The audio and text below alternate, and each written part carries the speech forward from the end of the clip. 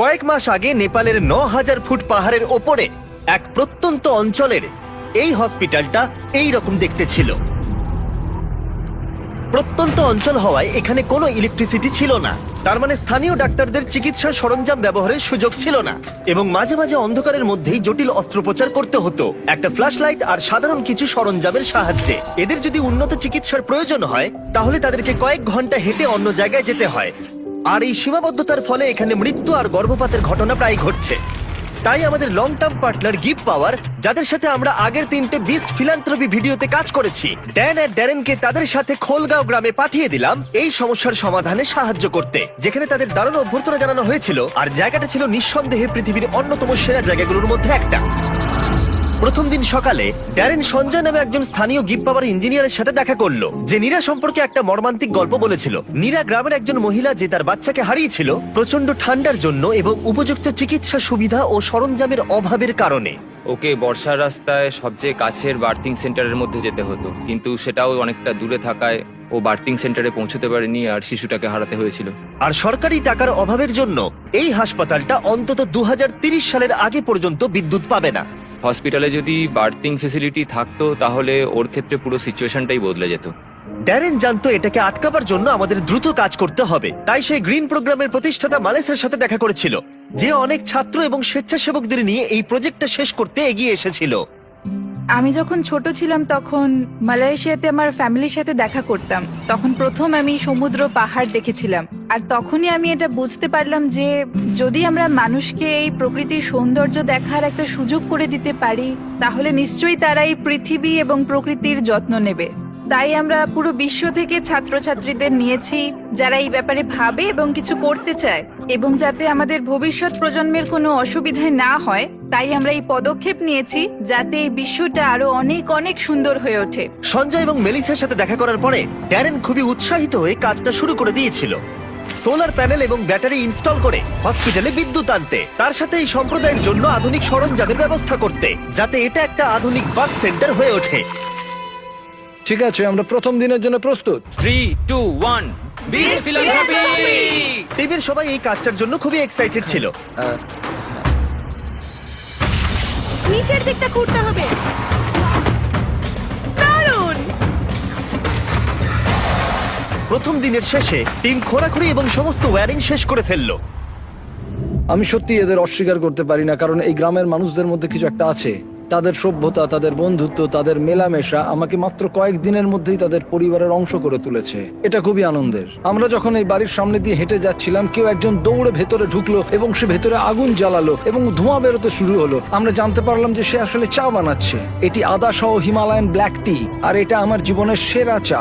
এই লোকেরা সত্যি খুবই সরল এবং এরা মানুষকে ভালোবাসতে জানে। আমরা যেখানেই যাচ্ছি এরা আমাদের ভালোবাসছে। তারা আক্ষরিক অর্থেই আমাদের বাড়িগুলো খুলে দিয়েছে এবং বাড়ির ভেতরে আমাদের একটা বেডরুমও দিয়েছে, যেখানে আমি আর ড্যান আরাম করে থাকতে পারি। কিন্তু কনস্ট্রাকশন শুরু হবার কিছুক্ষণ পরেই ড্যানের শরীরটা খারাপ করলো। আমি খুব অসুস্থ হয়ে পড়েছি, আমাকে চেক আউটের জন্য তাড়াতাড়ি স্থানীয় কোনো ডাক্তারের কাছে যেতে হবে। তার মানে এখন সে নিজেই বুঝতে পারলো যে এইরকম প্রত্যন্ত গ্রামে চিকিৎসা করানো কতটা কঠিন হতে পারে।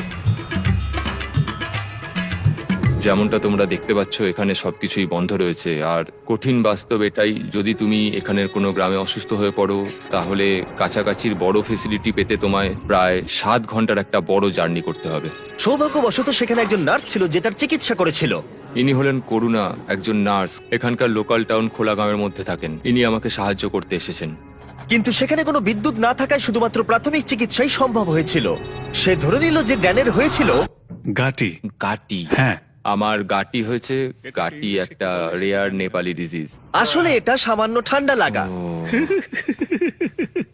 কিন্তু এই সম্প্রদায় প্রায় আরো অনেক গুরুতর সমস্যার সম্মুখীন হয়। যদি কোনো তাৎক্ষণিক এবং উন্নত চিকিৎসা ব্যবস্থার প্রয়োজন হয় তাহলে সেটা তখন পাওয়া যায় না। প্রজেক্টটা যত এগোচ্ছিল টিমের ওপরে ততই চাপ বাড়ছিল, তাই ড্যান কিছুটা বিশ্রাম পেলেও বাকিরা কনস্ট্রাকশনের কাজ চালিয়ে যাচ্ছিল।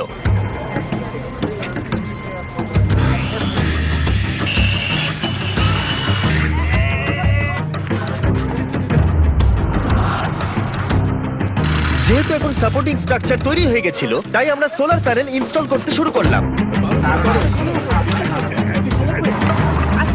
টিমের সবার কঠোর পরিশ্রমের জন্য আমাদের কাজ বেশ কিছুটা এগিয়েছিল, তাই ড্যারেন সঞ্জয়ের সম্পর্কে আরো কিছুটা জানলো। যখন আমি আপার হিমালয়ে কাজ করছিলাম আর এখানে যন্ত্রপাতি রিপেয়ারিং এর কাজ করছিলাম, তখন দেখলাম যে এখানে ইলেকট্রিসিটি নেই। আর যখন আমি এখানে এলাম তখন দেখতে পেলাম একটা বাচ্চা একটা কাঠের বক্সের মধ্যে রয়েছে, আর পাশে একটা লাইট বাল্ব রাখা রয়েছে যেটা ওকে হিট দিয়ে যাচ্ছে। আর তারপরেই হঠাৎ করে আমার মাথায় একটা আইডিয়া এলো যে এরকম ইকুইপমেন্ট তো আমরাও বানাতে পারি। তারপরেই আমি নেপালে একটা টিম তৈরি করি, আর তারপরেই আমরা বানাই একটা বেবি ওয়ার্মার, যেটাকে আমরা নেপালি ভাষায় ন্যানোনানি বলে রাখি, যার মানে হচ্ছে ওয়ার্ম চাইল্ড। ন্যানো রানি এতটা সাকসেস পায় যে তারা ইউএসএ তে পিপল চয়েস অ্যাওয়ার্ডও পায়। আমার কাছে এটা একটা স্বপ্ন পূরণ, কারণ আমার লক্ষ্যই ছিল এই ধরনের একটা ওয়ার্মার তৈরি করা এবং মানুষকে এই ব্যাপারে আরো সচেতন করা, বিশেষ করে এরকম প্রত্যন্ত গ্রামে যেখানে কোনো রকম আধুনিক ফেসিলিটি নেই। জীবন বাঁচানোর ক্ষেত্রে সাধারণ চিকিৎসা সরঞ্জামের গুরুত্ব বুঝতে পেরে ড্যারেন সিদ্ধান্ত নেয় সঞ্জয়কে আরো 10টা বেবি ওয়ার্মার কিনে চমকে দেবে, যাতে সে অন্য সম্প্রদায়কে এর সুবিধাগুলো দিতে পারে। সঞ্জয়, আমি আপনার কাছ থেকে আরো 10টি বেবি ওয়ার্মার কিনতে চাই, আর আপনাকে হাসপাতাল বা সম্প্রদায়ের যা কিছু প্রয়োজন তা দিয়ে দিতে চাই।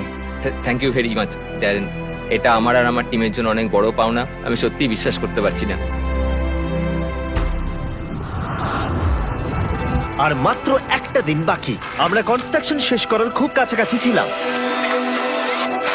আর পুরো টিম লাস্ট সোলার প্যানেলটা সাইন করলো। হ্যাঁ হ্যাঁ, ঠিক আছে। আর লাস্ট সোলার প্যানেলটা ড্যারেনই লাগালো। আমরা একসাথে একটা বিদ্যুৎবিহীন ভাঙা বিল্ডিংকে একটি সম্পূর্ণ চালু হাসপাতালে পরিণত করেছি, যা এই সম্প্রদায়ের 16,000-এরও বেশি মানুষকে পরিষেবা দেবে। আমি সত্যি অনেক কৃতজ্ঞ যে আমরা এখানে আসতে পেরেছি আর এদেরকে একটা উপহার দিতে পেরেছি, যা আগামী প্রজন্মের কাছে, এই মানুষজনদের কাছে একটা অর্থবহ প্রাপ্তি হয়ে থাকবে। এখন রাত ঘনিয়ে আসছে আর এদেরকে অবাক করার সময় এগিয়ে আসছে, তাই আমি আর অপেক্ষা করতে পারছি না। প্রথমবারের মতো আলো জ্বালানোর সাক্ষী হতে পুরো গ্রাম হাসপাতালে এসেছিল। তোমরা কি তৈরি?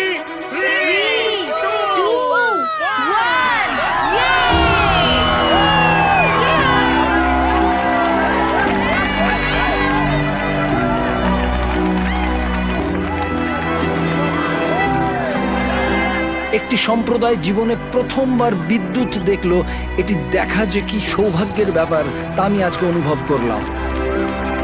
পরের দিন সকালে নীরাকে হাসপাতালে সঞ্জয় আমন্ত্রণ জানালো, যাতে সে তাকে বেবি ওয়ার্মার সহ সমস্ত ইকুইপমেন্ট গুলো দেখাতে পারে। এখন ও খুবই আশাবাদী যে ওর সাথে যা ঘটেছে তার কারোর সাথেই ঘটবে না, আর এখানে বার্থিং ফেসিলিটির জন্য ও খুবই খুশি এবং কৃতজ্ঞ। নমস্কার। লাস্ট সারপ্রাইজ দেওয়ার আগে আমি এই ভিডিওর স্পন্সরকে ধন্যবাদ জানাতে চাই। পৃথিবীর সবথেকে ভালো খাবার এই ফিস্টেবল নয়, কেলগস। শুধু এই সময়ের জন্য, কারণ তারা আমাদেরকে সাহায্য করছে। আজ থেকে 31শে জুন 2024 পর্যন্ত কেলগস মাইনক্রাফটের সাথে টিম আপ করেছে তোমাদের free exclusive character creator item দিতে। ঠিক এইরকম ক্যামেল হ্যাট, অ্যাক্সলট হ্যাট আর একটা চেরি ব্লসম ড্রেস। এগুলো তুমি তখনই পাবে যখন তুমি কেলগসের স্পেশাল মার্ক বক্স গুলো কিনবে। ঠিক এইরকম Kellogg's Froot Loops, Frosted Flakes, Apple Jacks আর কর্ন পপস। তোমরা কিন্তু তিনটেই ক্যারেক্টার ক্রিয়েটর আইটেম কালেক্ট করো। আর এগুলো ছাড়াও মাইনক্রাফট আর কেলগস অরবট ডে ফাউন্ডেশনকে পার্টনার করেছে। অরবট ডে হলো সেই ফাউন্ডেশন যারা আমাকে টিম ট্রিজে সাহায্য করেছিল। তারা 2.5 লাখ গাছ লাগিয়ে চলেছে, যেটা ইউএস এর জন্য খুবই প্রয়োজন। এটা কিন্তু দারুণ। ডেসক্রিপশনে দেওয়া লিংকে ক্লিক করে এদের সব টার্মস এন্ড কন্ডিশনস দেখতে পাবে। ঠিক আছে ফেস্টিভ্যালস, আমাকে ক্ষমা করে দাও, আমি চিট করেছি শুধুমাত্র অপরকে সাহায্য করতে। থ্যাংক ইউ কেলগস এই ভিডিওটা স্পন্সর করার জন্য। চলো আবার ফিরে যাওয়া যাক। যখন আমরা সঞ্জয়ের সাথে কথা বলছিলাম তখন আমরা জানতে পারলাম ও নেপালি হয়েও কখনো এভারেস্ট দেখেনি, আর ওর এটা স্বপ্ন ছিল একবার অন্তত এভারেস্ট দেখার। তাই শেষ দিন সকালে আমরা সিদ্ধান্ত নিলাম ওকে সেটা দেখিয়ে আমরা সারপ্রাইজ দেব। আমরা এভারেস্টের এত কাছাকাছি আছি আর সেটা দেখতে না যাওয়াটা দুর্ভাগ্য। আমরা সঞ্জয়কে হেলিকপ্টার যতদূর যেতে পারবে এভারেস্টের সেই উচ্চতায় নিয়ে গেলাম। সেখানে অক্সিজেন খুবই কম থাকায় ড্যান আর সঞ্জয় মাত্র 2 মিনিট থাকার অনুমতি পেল, না হলে তাদের অক্সিজেনের অভাবে হাইপক্সিয়া হয়ে যেত। ড্যারেন আর আমি এখন পৃথিবীর সর্বোচ্চ পয়েন্টে একসঙ্গে রয়েছি। আমি এটা বিশ্বাসই করতে পারছি না। এভারেস্ট দেখে সঞ্জয় আবেগে হাঁটু গেড়ে বসে পড়েছিল। এটা অসাধারণ। আমার স্বপ্ন ছিল এখানে আসার আর এভারেস্টকে দেখার। আরো একবার আমি ধন্যবাদ জানাতে চাই গিভ পাওয়ার এবং গ্রিন প্রোগ্রামকে এই প্রজেক্টটাকে সফল করে তোলবার জন্য। স্বাভাবিকভাবে এই প্রজেক্টগুলোর মধ্যে অনেক কিছু থাকে, তাই এগুলো সম্পর্কে আরো কিছু জানতে চাইলে ড্যান কিছু বিহাইন্ড দ্য সিন ভিডিও বানিয়েছে। তোমরা ডেসক্রিপশনের লিংকে ক্লিক করে সেগুলো দেখতে পাবে। এখন আমি দেখাবো তোমাদের বিস্ট ফিলান্থ্রপির বিহাইন্ড দ্য সিন। এনজয়। হাততালি দাও, আমরা শেষ করেছি। আমি দেখেছি তোমরা অনেক অন্যান্য ভিডিওতে ক্লিক করো, তাই আমি যতক্ষণ কথা বলবো এখানে বেরোলে ভিডিওটা চলবে, যাতে তোমরা আমার কথাগুলোকে শোনো। আমরা যা অ্যাড রেভিনিউ পাই আর এই ভিডিওগুলোর ক্ষেত্রে আমরা যা ইনকাম করি পুরোটাই বিস্ট ফিলান্থ্রপিতে যায়। তাই সবসময় ভিডিওগুলো দেখো যাতে আমরা মানুষদের সাহায্য করতে পারি। তাই যাও অন্য ভিডিওগুলো দেখো আর এক্ষুনি সাবস্ক্রাইব করো, না হলে তোমরা অপরকে সাহায্য করতে চাও না।